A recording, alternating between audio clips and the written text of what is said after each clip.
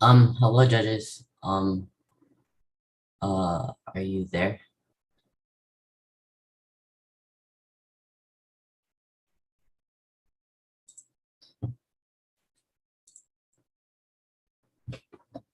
Okay, so hi, my name is Vincent Aquino. I'm pretty sure I'm gonna be your first speaker today. Should I put my topic in the chat? If you Yes, could, that'd be please. great. Yeah. Okay. And just to clarify, I have a 30-second or a 15-second grace period for my time. It should be a 30-second grace period. Okay, thank you so much.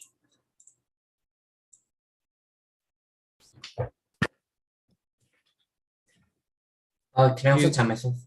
You can time yourself. I was about to ask, like, did you want time signals? Yeah, can I have time signal? What would you like? Can I have like 5 minutes, 4 minutes, 3 minutes? 5 down. Yeah, 5 minutes, basically. Cool.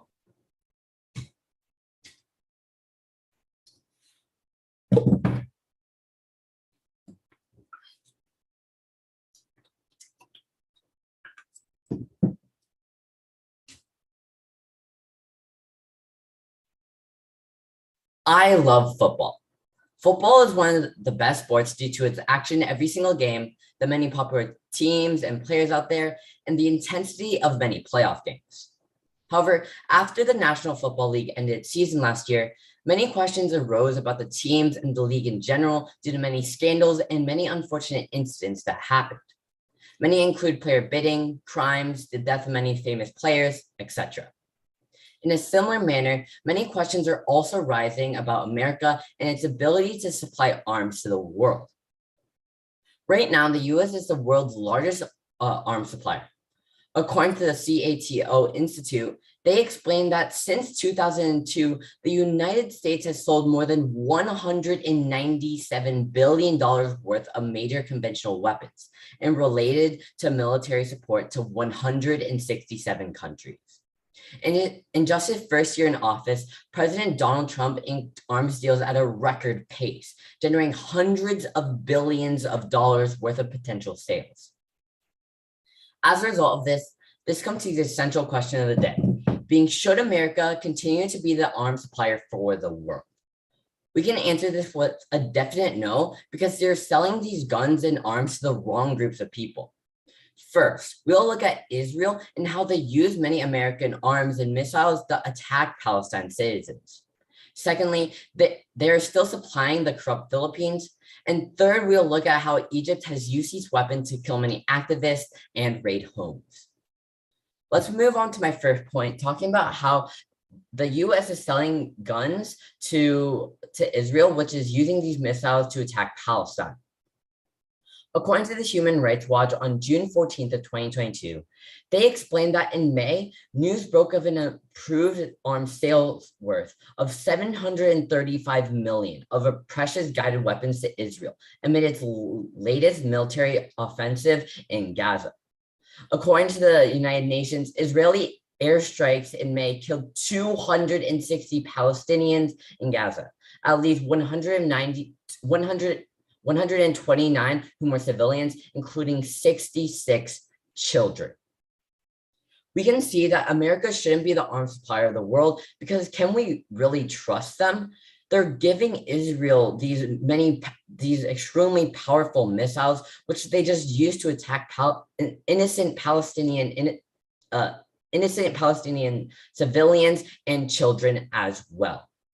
Hundreds or even thousands of people could possibly get hurt even more if America continues to supply Israel these missiles and arms.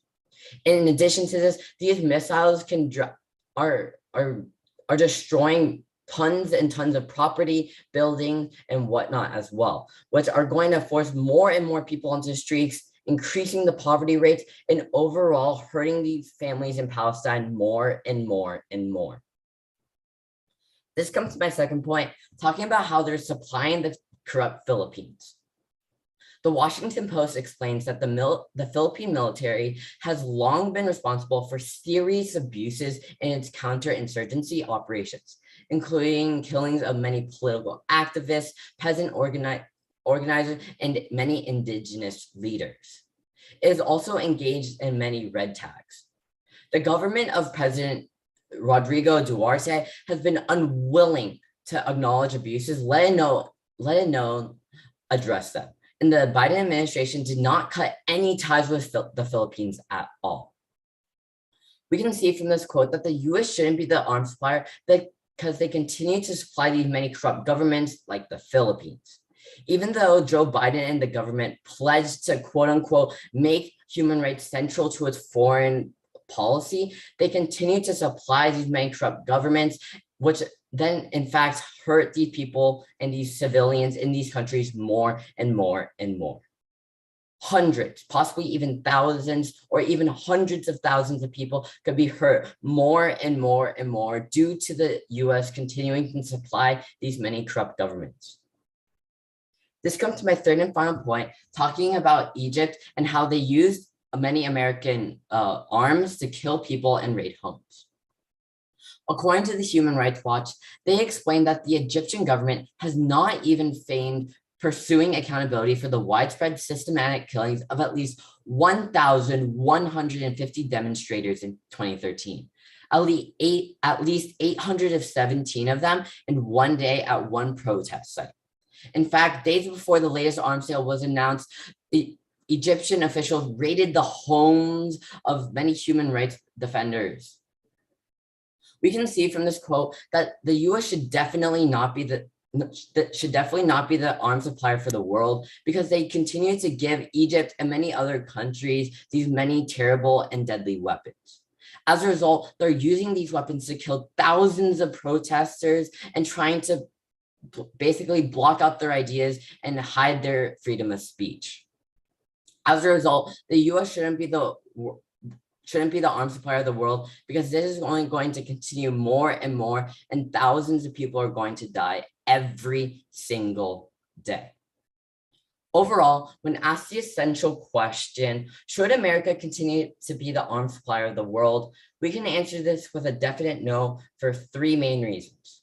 First, they are giving Israel and many other deadly countries missiles that they use to attack Palestine. Secondly, they're still supplying the corrupt Philippines that use these weapons to kill and silence people. Third and finally, Egypt has also been given weapons by the US, which they use to silence protesters and kill many activists and raid homes as well. Football is one of my most favorite and best sports in the whole entire world. Despite many scandals and crimes, the National Football League can overcome this and become a better association. In a similar way, if the US is able to overcome these challenges and not give any more corrupt countries these harmful and deadly weapons, maybe too one day they will also be extremely powerful and could be the arms supplier for the world. Thank you. I had your time at 6:56. I got mine at 6:58, so it's like around the same. Good enough. Okay, thank you. Should I stay in this Zoom meeting or should I leave?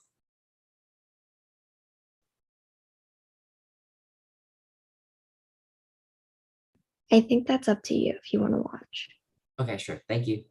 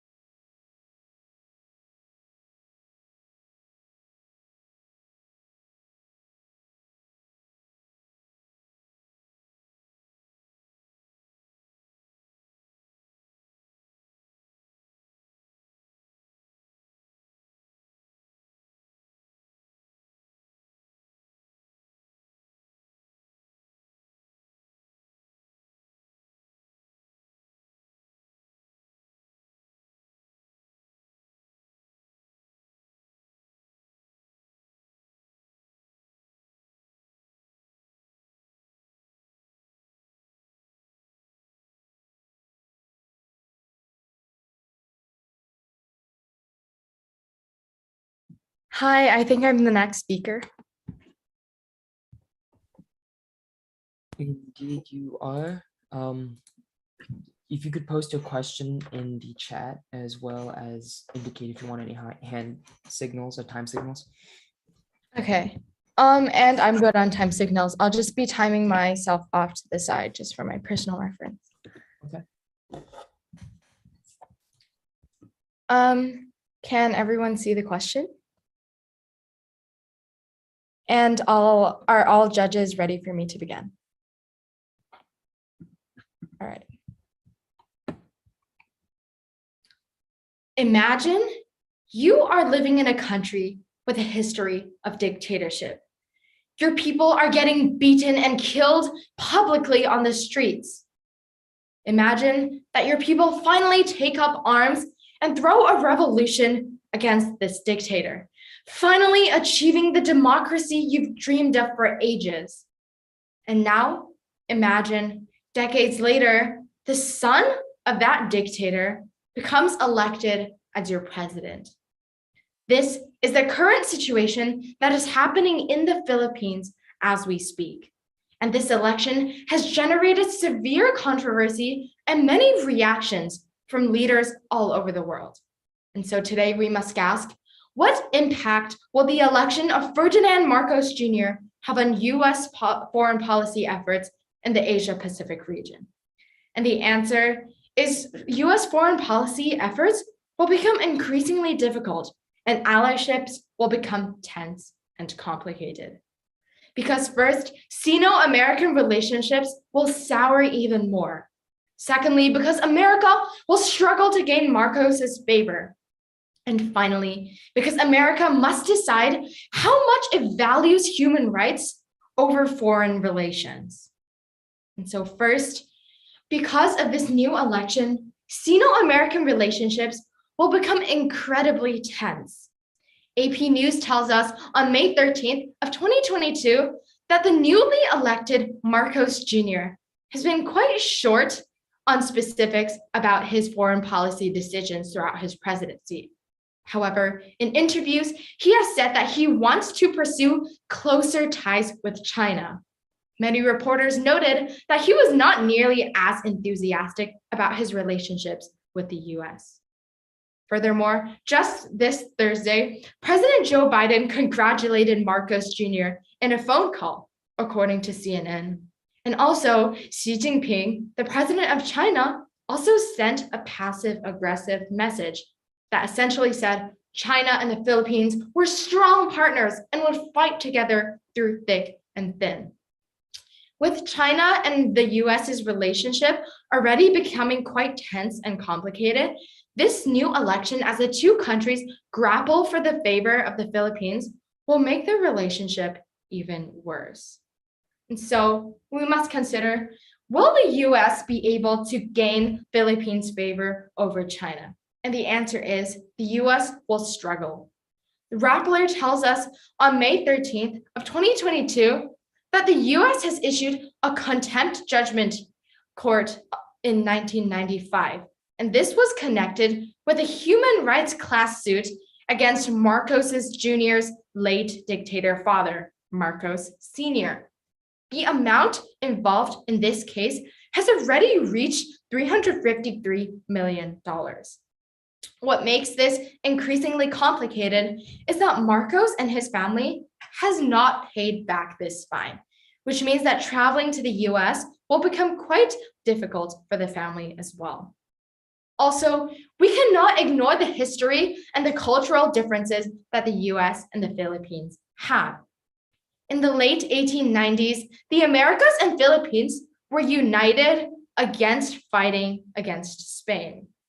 However, America abandoned its promises to restore liberty to the Philippines and instead purchased the islands for $20 million, according to the New York Times. And as the Philippine War broke out, more than 800,000 Philippine soldiers died, and the US also burnt and destroyed many of their villages. Even though the US has now promised to protect the Philippines, there still stands century-long resentment and cultural differences between the two countries.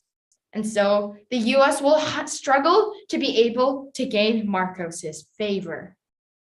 And finally, this will be extremely difficult because America must consider its value of human rights against its foreign policy and its foreign relations in the Asia-Pacific region. Amnesty International, Task Force Detainees of the Philippines, and numerous other human rights organizations have investigated Marcos Sr.'s dictatorship. And as of 2020, they estimate that there are more than 3,000 known extrajudicial killings, more than 35,000 documented tortures, 77 disappeared people, and more than 70,000 incarcerations. This long story of dictatorship and violence is something that the US cannot tolerate, and is something that many countries, not just America, can support and stand by. Marcos is also cracking down on the free press. CNN tells us, while covering the presidential campaign, a reporter has been shoved aside and blocked by Marcos's security personnel. And also, as the Human Rights Watch tells us on May 12th of 2022, the Nobel Peace Prize laureate Maria Ressa has faced death threats from not only Marcos supporters, but from outgoing President Duterte of the Philippines, along with several official lawsuits and investigations by the Filipino government. And so the Philippines, especially with Marcos Jr. and his father's long history of violence, torture, and dictatorship, America must decide whether or not it values the rights of humans or the relationships it has with a foreign country. And so today, when we ask, what impact will the election of Ferdinand Marcos Jr. have on US foreign policy efforts in the Asia-Pacific region, we can see that the US's foreign policy, relations, and allyships will become tense and increasingly complex. First, because Sino-American relationships will considerably sour. Next, because America will struggle to gain Marcos's favor. And finally, because it must weigh and decide its values of human rights and of foreign relations. And so, all in all, even though I have not lived in a country with a history of violence and dictatorship, I believe that all countries should be prizing citizens over ports, over whether or not who wins the presidency. And in the end, I sincerely hope that worldwide leaders will join arms and ensure safe lives that their citizens deserve. Thank you. The time I had was 7:14. Yeah, that was my time as well. And thank you so much for judging. Good luck to everyone else in the finals round.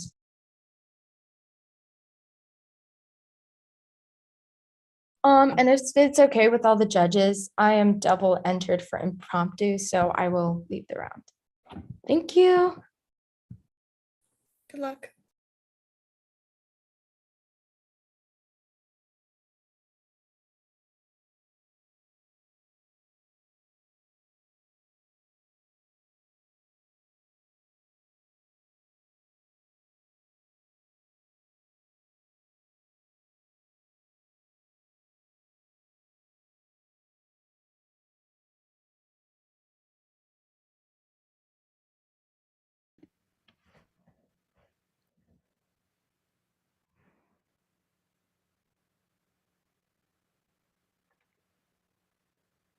Hello, judges. Oh yeah, I was about to ask if all the judges are ready for the next speaker. Awesome. Is everyone ready? Good. Would you like any time signals? I have a timer going on over here, so I think I'm good, but I would just really appreciate the last 10 seconds, a countdown, if possible. Okay, yeah. I just want to make sure all of you can hear and see me okay. Nothing's glitching out. Everything's good. Awesome. If I could get a thumbs up from all the judges. Can you just put your question in the chat so that we can? Yes, of course.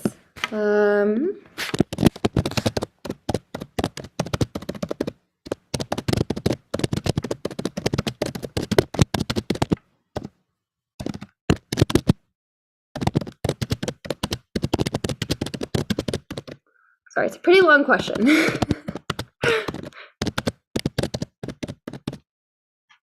Okay.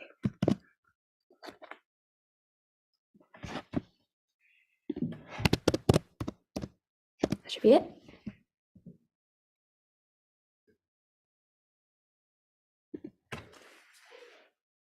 Okay, if all the judges have that time down, that question down, time will begin when you do. Awesome. When it comes to being afraid in this country, I've got to say that I'm becoming more and more afraid as time goes on. I mean, I'm scared about why we're still having to hear about Russia terrorizing Ukraine. I'm scared about why there's still new variants of COVID floating around. I'm scared about why sexual harassment rates continue to be over the roof. There's a lot of things I'm scared of. But it seems to me like there's only been one thing in my life that's made me feel comforted. And that's probably going to be food. I mean, when it comes to anything, I need to have a snack in hand. I'm watching a horror movie, I need my popcorn. I'm watching a sad romantic movie, I need my chocolate. I mean, there's not any kind of emotion I can't associate without food. So what do I associate it with? Well, I don't know. Because when it comes to the global food security crisis, I'm not even sure if there's going to be any food for me to associate fear with. So today, let's ask ourselves the question of what foreign policy steps should the US take to help ease the global food security crisis currently? I think that we should first understand a little bit more about the importance of self-sufficiency and independence in solving this problem.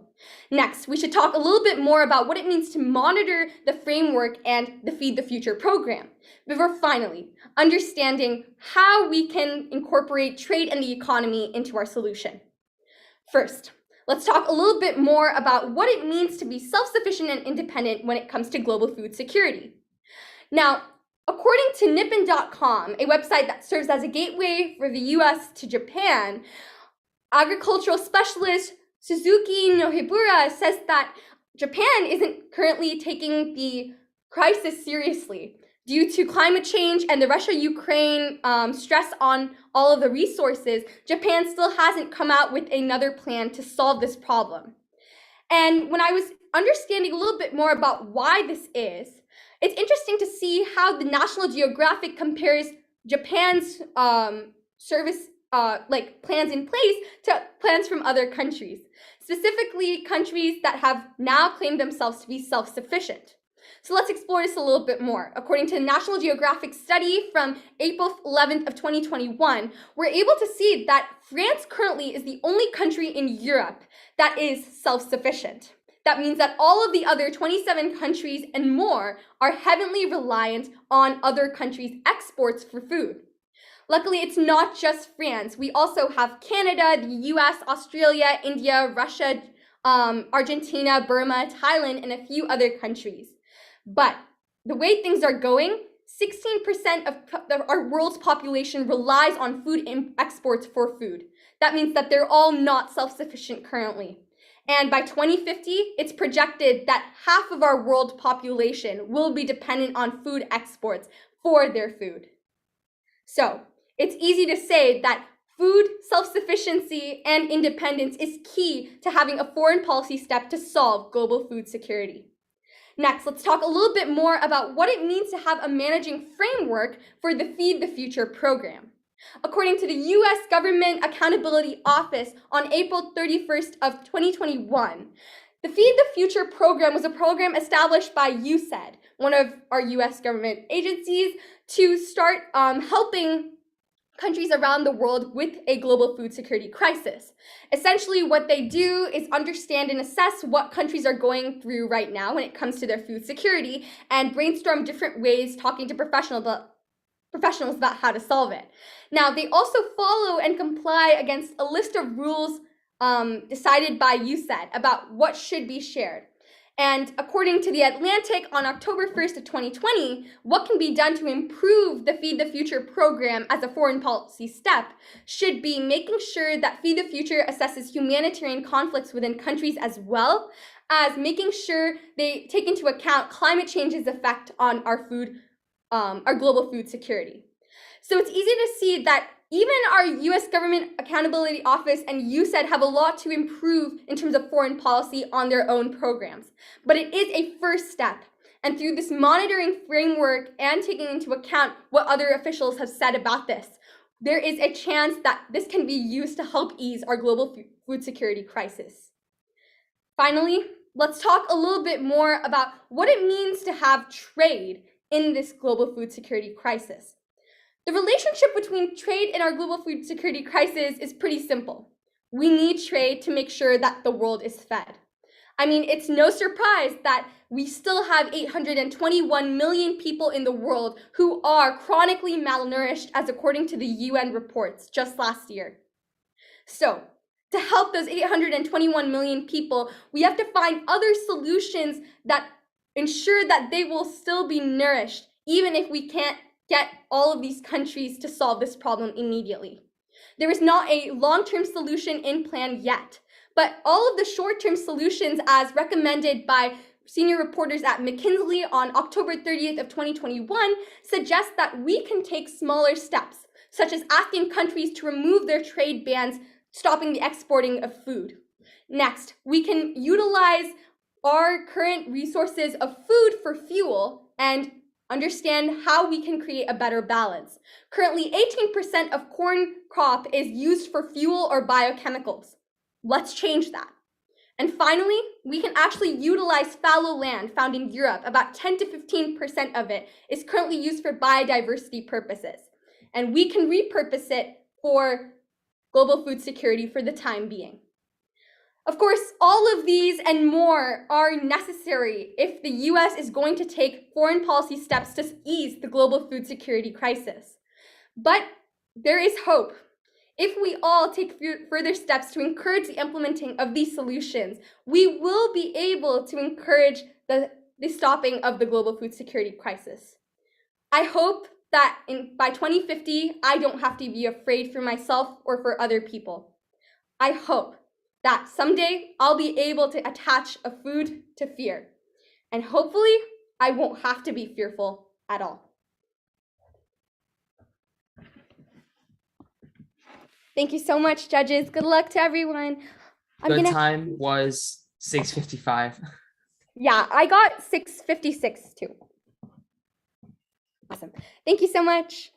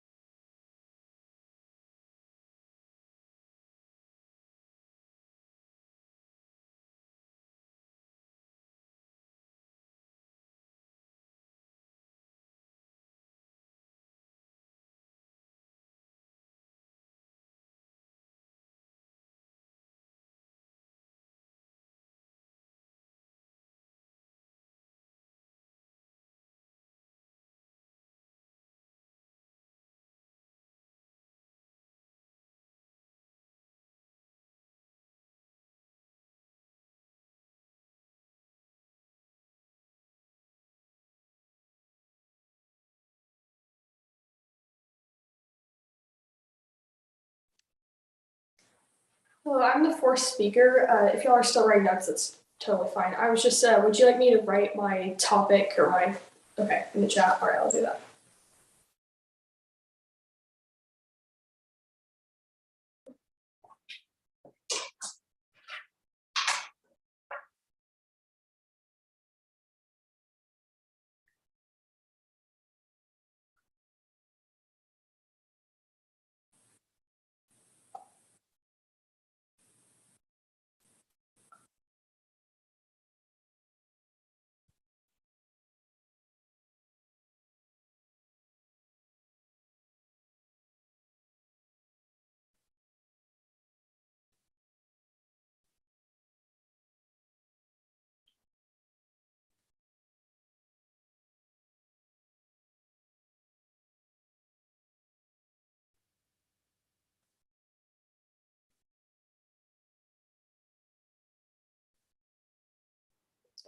All right, my topic is in the chat.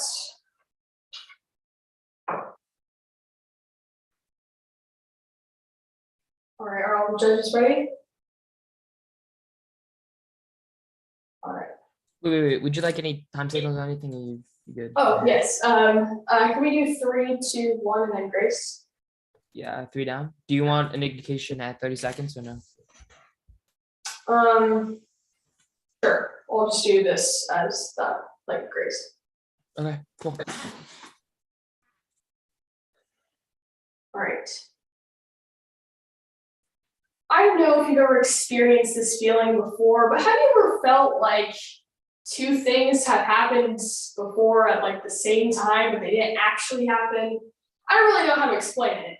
But basically, when I was watching the movie The Matrix, it really summed it up for me. For example, the main character sees a black cat walk across the floor, right in the same spot at the same speed. Now, the word he used to describe this was called deja vu. And I feel like our government is experiencing basically the same thing. And today I will be discussing how the US should not adopt a formal security guarantee for Taiwan. Now, I'll explain how this relates to deja vu later, but we will look at this by looking at 3 points. First, Taiwan's situation, then we will look at a similar situation, and then we'll compare the two and see why we should not adopt a formal security guarantee. First, let's look at Taiwan's situation.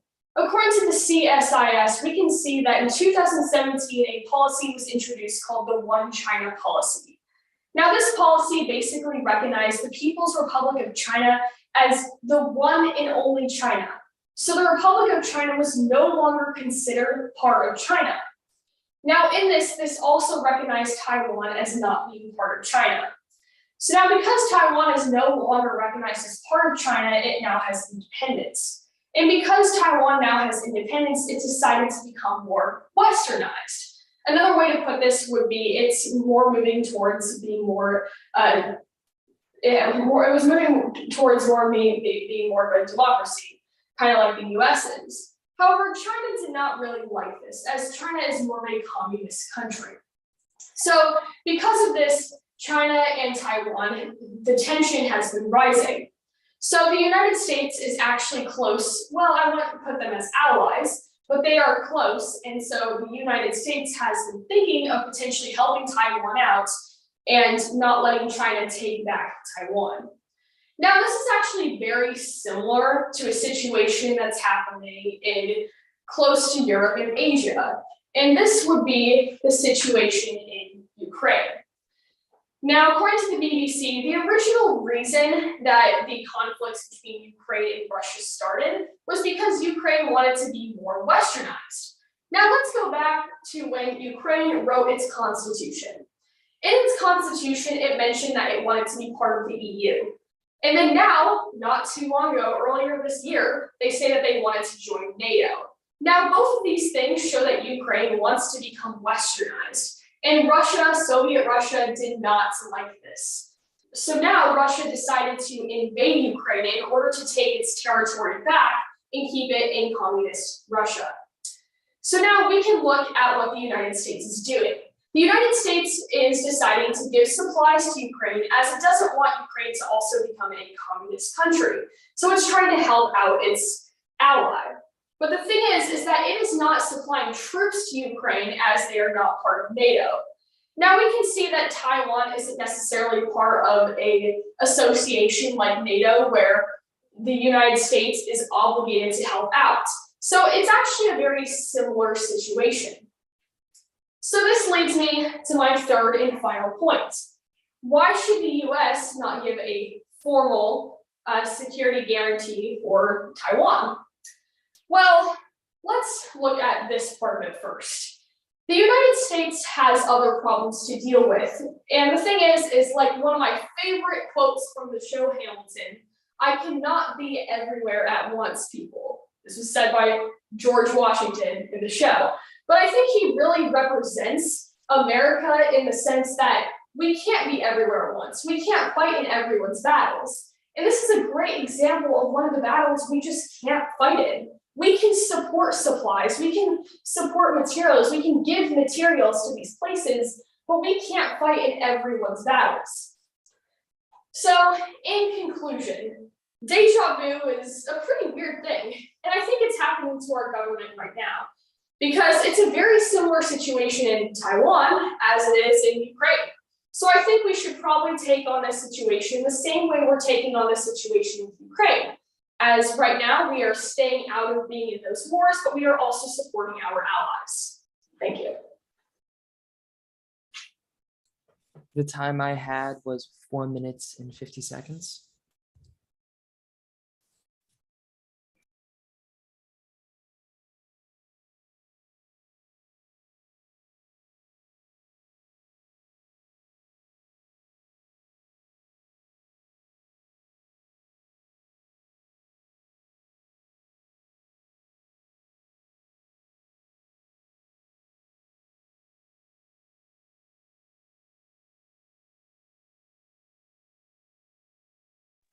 Thank you so much for judging.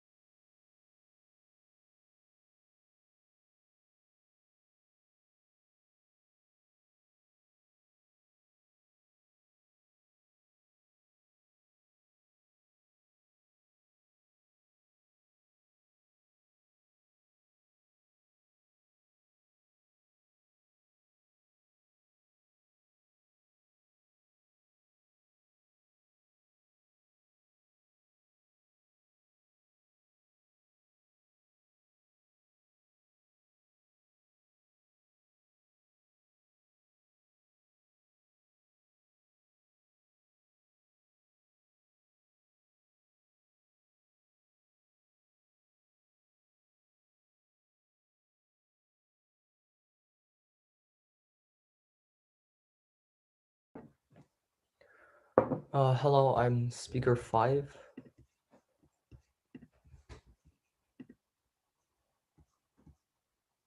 Are all the judges here?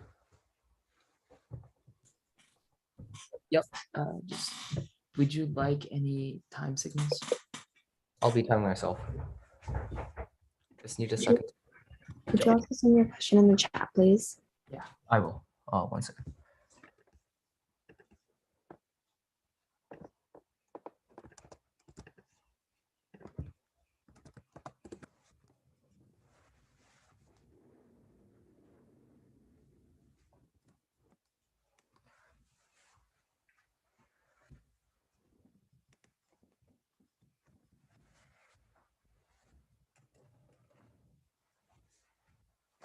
Okay, should be good. All right.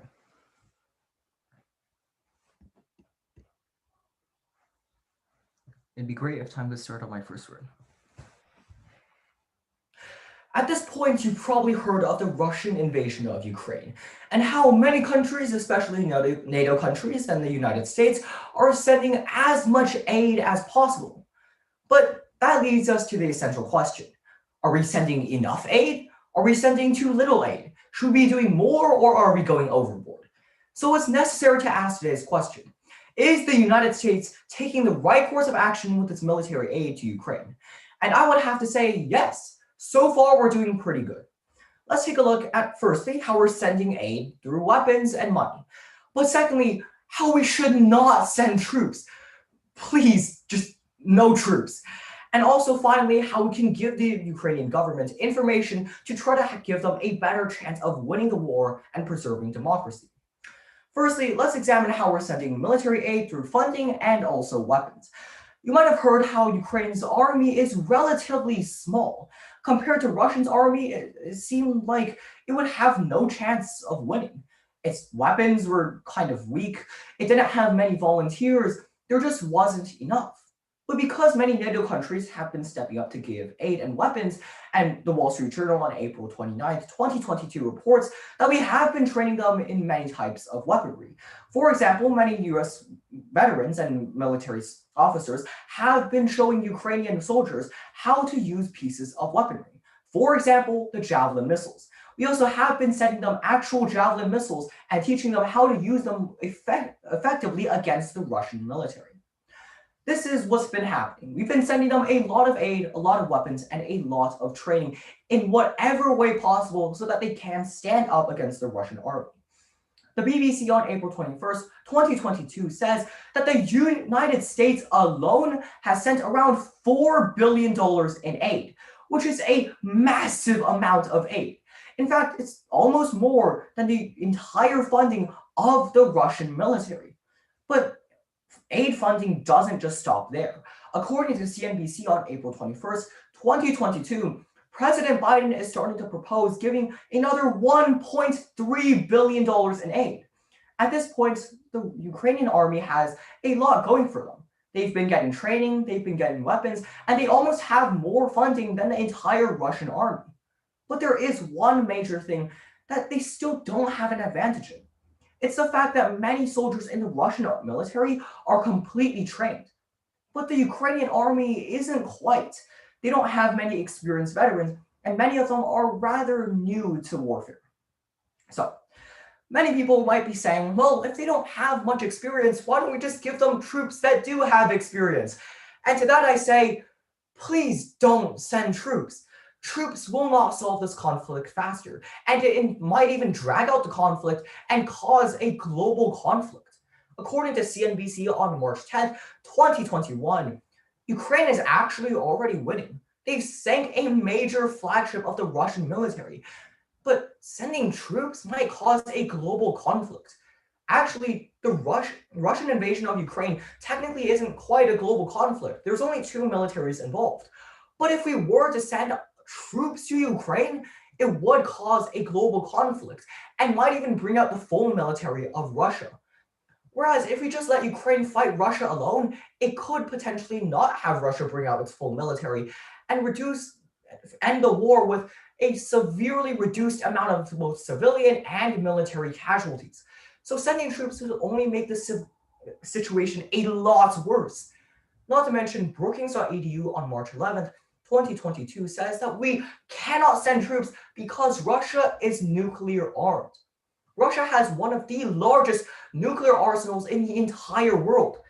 And Bloomberg on March 25th, 2022 reports that Putin has ordered the nuclear divisions of its military to be ready on a pin drop. It's very possible that sending troops could escalate it to the point where he might even launch these nuclear weapons.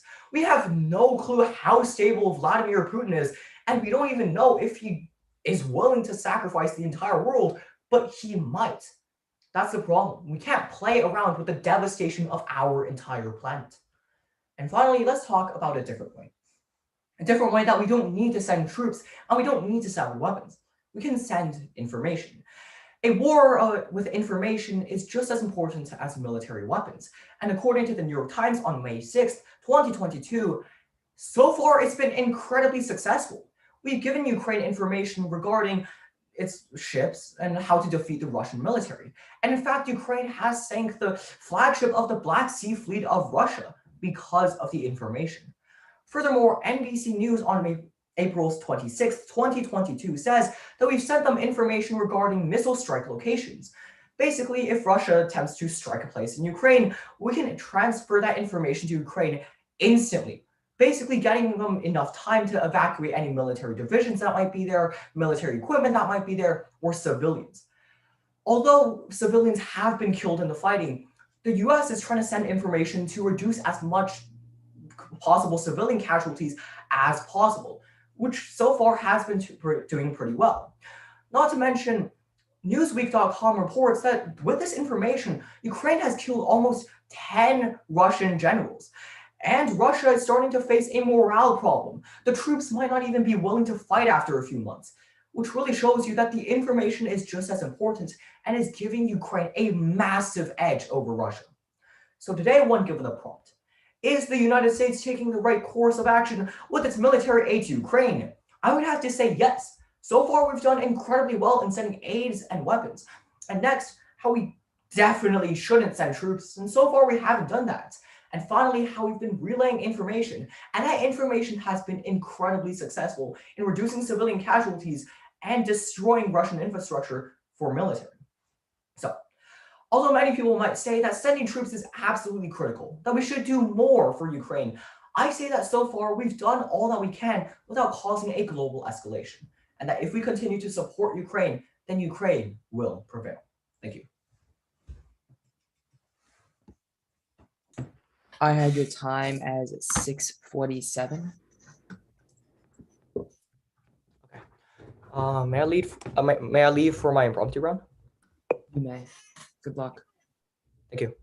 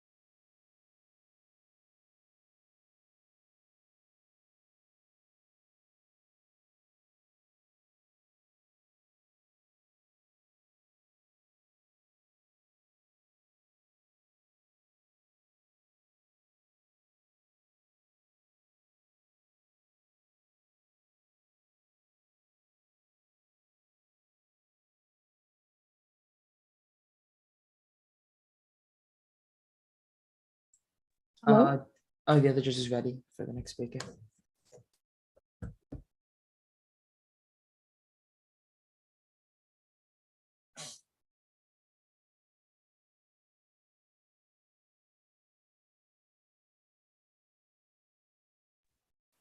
Hi, I'm the sixth speaker. Could you please put your question in the chat, and would you like any time signals? No, thank you, I'm fine.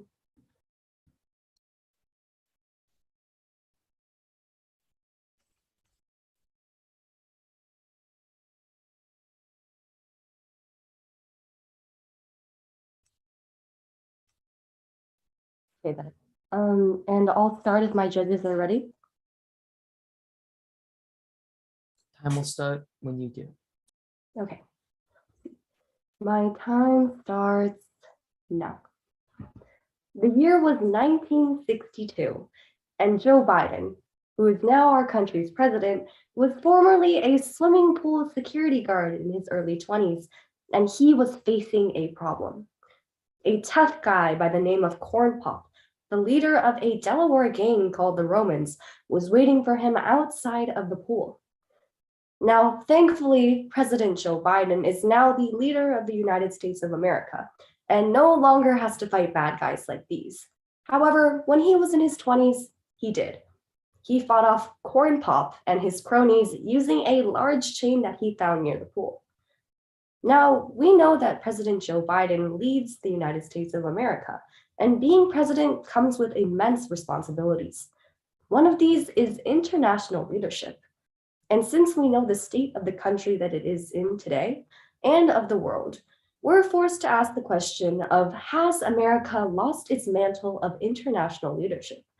And the unfortunate answer to this question is yes. We'll understand why by examining three main reasons. First, by looking at the China-Taiwan conflict. Secondly, looking at the Russia-Ukraine conflict. And finally, seeing how the nation's citizens itself looks at our leadership. First, we have to address the conflict between China and Taiwan. Ever since Taiwan gained independence on January 1st of 1912, China has had several conflicts and issues between it. And we know that the United States is stuck in midst of crossfire between the two countries. If China invades Taiwan, then the Indo-Pacific region will plunge into a broad, drawn-out war that can include direct attacks on the United States, including to Hawaii, and could potentially reach the continental USA.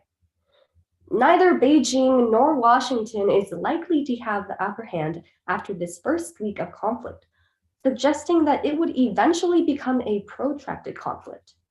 This was stated by CNAS experts, and they continue on, saying that the war game demonstrated how quickly these conflicts may escalate, with China and the United States crossing both red lines. We know that although the United States physically isn't withdrawn between these two countries, it's certainly playing a big part, especially on the side of Taiwan. Knowing that the United States and China have had past partnerships, this is a huge conflict that could not only affect the government, but rather the entire country of the United States itself.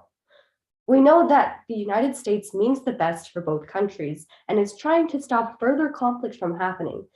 But in the past, although the leadership might have worked, it currently isn't, which is proving how the past mantle that the United States stood on is crumbling. This brings me to the Ukraine and Russian conflict. We're all painfully aware of the war that has gone in between Russia and Ukraine for these past months, and we understand that it has been anything but easy. This situation is relatively similar to the situation between China and Taiwan, since we understand when Ukraine became independent on August 24th of 1991, the two have had issues since. Places such as Estonia, Latvia, and Lithuania came in during the George W. Bush years, and they spent years attempting to clamor America to do more for their country in order to help them. And because of this, some countries were entirely dependent on the United States. In the past, while the United States may have seemed to be a proud country full of immense international leadership, it just proves again how the mantle it used to stand on is slowly crumbling. According to an article by NPR News, President Biden announced a first tranche of economic sanctions on two Russian banks of about $80 billion assets, and this happened a few weeks ago. But we know that if the United States continues to step into this conflict, the sanctions that are placed on Russia may crumble as well. We know that the past actions that the United States have decided to place on Russia are only making it more difficult with the war between them. We also are aware that the US is providing weapons for Ukraine during this time of war, especially since Russia has been attacking Ukraine for quite a while. And Joe Biden has a strong opinion on the Russia-Ukraine war, as many of us do as well. He stated, I quote, "It was a needless act of aggression against Ukraine and global peace and security." We understand how serious this conflict is, and especially how difficult it is for the United States to be stuck in between them. Finally, we have to address how the nation thinks of itself. The economic, political, and security strategy that the United States has pursued for more than 7 decades under Democratic and Republican administrations alike today is widely questioned by large segments of Americans. And we understand that the leadership that we have been under has been questionable these past years. And many people have had several conflicted feelings about our nation's past presidents, leadership decisions, and more. If the citizens of our country ourselves think that we're having difficulty with our own personal leadership, the same can be said for international leadership. Although in the past and currently, America may still have some forms of respect from countries all alike, it isn't easy to say that it will continue to have this respect moving on. So when we look back at today's topic, the question of has America lost its mantle of international leadership, we understand that the unfortunate answer is yes, or rather it's beginning to. We learn this by first examining the China-Taiwan conflict, seeing how the US is stuck in between crossfire with the two countries, especially seeing how it's trying to benefit both countries at the same time, and how it brings further issues into the safety of its country itself, seeing how China may even bomb or hurt the continental US state, including Hawaii. We also took a look at the Russian-Ukraine conflict, seeing how the USA's interception into the ongoing war only serves as a security risk for the citizens of the United States and for Ukraine. Finally, we took a look at how the nation views itself, seeing how some people think that the leadership is ridiculous, and proving how even if nationwide leadership is being questioned, then the same can be applied to international leadership. So when looking back at today and viewing Joe Biden's past career, we understand that America is slowly losing its mantle of international leadership. Thank you. For time, I got 7 minutes and 3 seconds. I got about 7:02, so it's about on the dot. Okay, thank you for judging. And that was our last speaker, I believe. So good to go, I guess.